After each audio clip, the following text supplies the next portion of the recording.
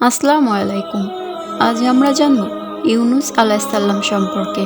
ইউনুস আলাইসাল্লাম ছিলেন আজকের ইরাক অঞ্চলের একজন নবী। সেখানকার জনসংখ্যা ছিল 1,00,000 এর একটু বেশি। তিনি তাদের কাছে সৃষ্টিকর্তার একাত্মবাদের এবং এক সৃষ্টিকর্তার উপাসনা করার আহ্বান জানাতো, কিন্তু তারা শুনত না। অন্যান্য বেশিরভাগ নবীর মতোই প্রথম তার মানুষের কাছে বার্তা প্রত্যাখ্যিত হয়। তিনি মনে প্রাণে চাইতেন মানুষ এ বার্তা গ্রহণ করুক। তাই এক পর্যায়ে তিনি বিরক্ত হয়ে ভাবলেন, এরা গ্রহণ করুক আর না করুক, আমি অন্য কোনো জাতির কাছে যাব যারা হয়তো আমার কথা শুনবে। যেই ভাবা সেই কাজ। তিনি উপকূলে যেয়ে পেলেন এক মালবোঝাই জাহাজ যাত্রার জন্য প্রস্তুত। তিনি সেই জাহাজে চেপে বসলেন।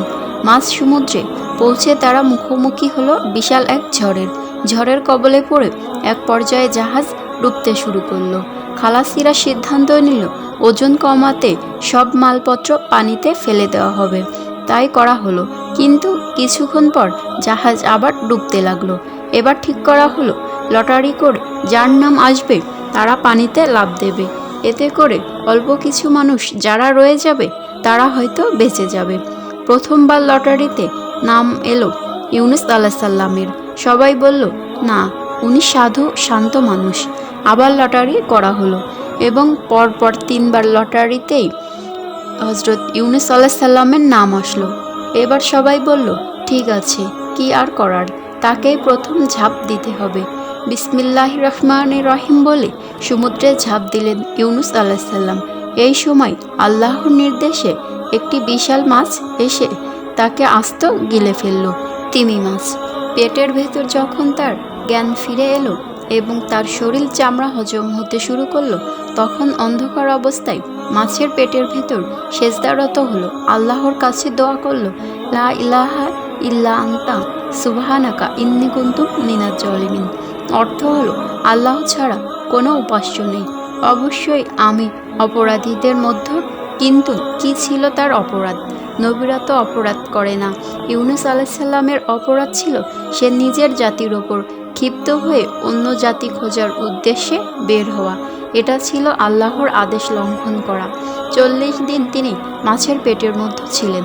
আল্লাহ তাআলার নির্দেশে তিনি এক সময় তীরে এসে পৌঁছালো। আল্লাহ কেন তাকে রক্ষা করলেন? আল্লাহ বলেছেন, তিনি যদি তাদের মধ্য থেকে না হতেন যারা সদা আল্লাহকে স্মরণ করে, তাহলে কিয়ামত পর্যন্ত তিনি মাছের পেটে থাকতেন। আমরা যদি বিপদের সময় আল্লাহকে স্মরণ রাখি, তাহলে আল্লাহ আমাদেরকে সাহায্য করবে ইনশাআল্লাহ।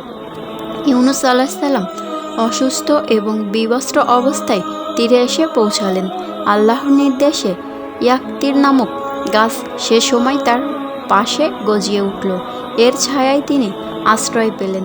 গাছের পাতায় লজ্জা নিবারণ করলেন, তার উপশম হলো।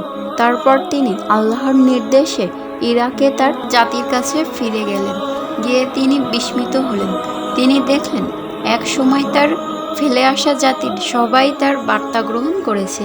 ইউনুস আলাইসাল্লাম বলেছিল, তার বার্তা তারা গ্রহণ না করলে আল্লাহর পক্ষ থেকে শাস্তি আসবে।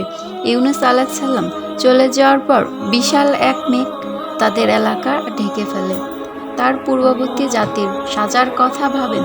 তারা বুঝতে পেরেছিল এই সেই আযাব যার কথা ইউনুস আলাইসাল্লাম সাবধান করেছিলেন। এই পর্যায়ে তারা সবাই আল্লাহর ওপর বিশ্বাস স্থাপন করে, এককভাবে তার উপাসনা শুরু করে, অথবা আল্লাহ তাআলা আযাব সরিয়ে নেন।